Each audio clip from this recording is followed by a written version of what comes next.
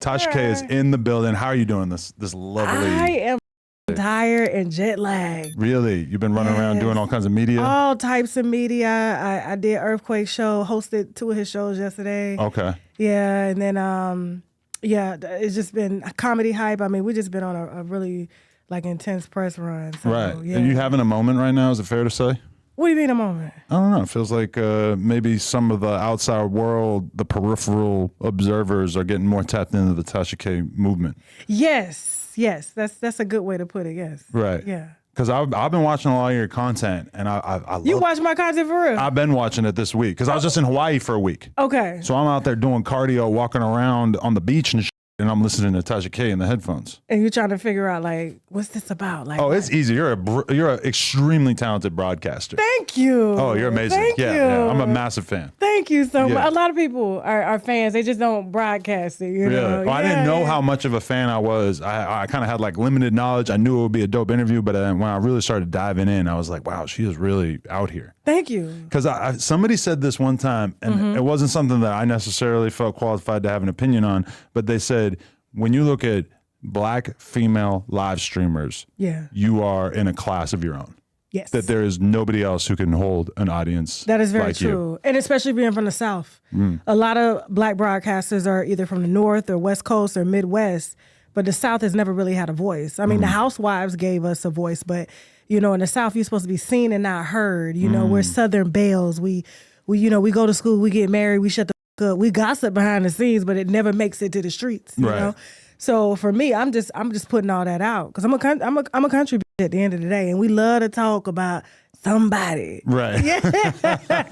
So you think that's why it comes so natural to you to speak about other people's personal lives? Absolutely. I grew up like that. Right. My mama, they'll probably talk about somebody right now. That's what we do. Wow, I love it. Okay, but you see, there's a problem when you are dealing with people who consistently interview people. Then when you go to YouTube and you type in Tasha K interview, it's strictly feeding you people that you've interviewed. So I was kind of having a hard time really learning about your early career and stuff. And I definitely want to touch on that. So, or not even early career, but just early life. So can we hear about Tasha K, the young lady, the child really? Yeah, it was really f***ed up. Really? Yeah, born and raised Panama City, Florida, from the Panhandle.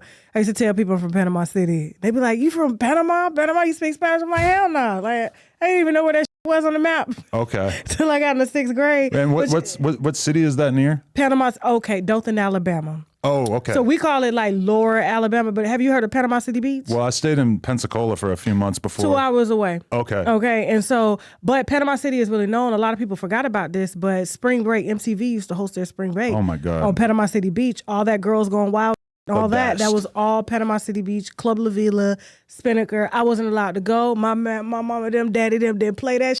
Right. You're not going out there with them damn white people. That shit. Probably a safe decision on their part, Oh, right? absolutely. They kept me sheltered as much as they could. But, like any family, you know what I'm saying? Not all families, but it does happen. In any family, whether you're Black or white, I had an uncle that to me when I was 5. I'm sorry to hear that. Yeah, I mean, it's okay. I laugh about this now because I actually got a platform and I put his ass out. Really? Oh, yeah. Oh, I love that. Because they made a deal. My granddad was like a sheriff in the town, and it was his son. Like, it was... you call everybody your uncle that's older than you. Right. You know what I'm saying? So, they just made a deal that he would just go away, And so he came across my Facebook feed, and I was like, I know this is not Mo Allen. Wait, he tapped in with you? I guess because he had been watching me. He knows my name. He knows who I am. Latasha Howard, right. Latasha is the same. You know what I'm saying? You never forget a face, especially when you put your face, between my legs and broke behind me. You never forget that. So when I saw it, I saw his profile, and I was like, he got kids, he married. So what I did is what I do on my show. Anytime I know something about a husband, I tap the wife first before I go public. So I was like, hey, did you know that your husband was, basically convicted if you look at his record? But the deal was, the punishment is that he would leave the city, but it's on his record, was convicted of me when I was 5. And his wife didn't know? His wife did not know, but she knew that day. And what did she say? She was like, I can't believe this. This is a lot to take in. I said, well, he did it. And I just want to let you know that I'm about to go public with this. And I went public. Oh, yeah. Did you ever hear anything about what happened with his relationship? Didn't even follow up. But the whole city of Austin, Texas know. Holy shit.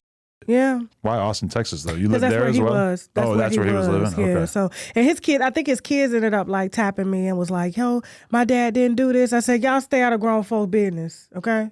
Your dad like children. That's like the ultimate revenge right there. Yeah, it was great. It felt great because become successful and then call him out. Man, listen. To a large audience. Yeah, he ended up like shutting down all his social media.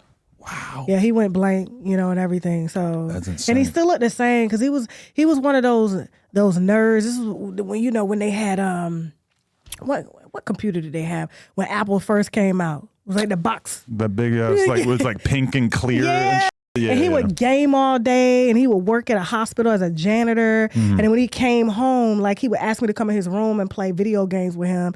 And then when I was in there, like he used to have acne all over his body. Like he was an ugly mother. Like, you're really painting the picture here. Yeah, I'm serious. Like, and he would make me. He'd be like, "Hey, you want to play a little game?"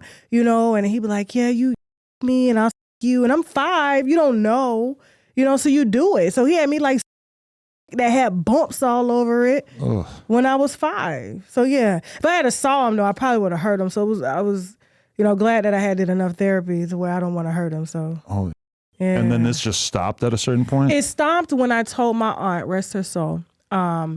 She had asked me what I had did all day, and I was probably like maybe 6. And I was like, colored. I went to my grandma's house, and she said that I said, and Alan licked my tutu, and she said he did what? And I was coloring, and I was like, yeah, Alan licked my tutu, and so that's when she tapped the whole family and was like, and the family didn't really decide to do anything serious about it? No, they did it. No, it was my aunt. She got it going. I remember going to court. I remember them having dolls. It's kind of hot in here, right? No, I'm good. You're good? Yeah. Okay. You hot? Well, you probably been working all day. Yeah, okay. Thank you. You've been working and talking all day. And to the gay crib, yeah. You got hard ass Starbucks and You like that? I'm still sipping this from like noon. Okay, but they kind of exiled them out the family at that point? Yeah, my stepdad, well, I don't like to call him my stepdad, but I do, because I have a real dad. But my stepdad who raised me had just married my mom. And a few years earlier, and he literally was in the military, and they had to stop him from coming down to shoot him in the head. Wow, really? Yeah.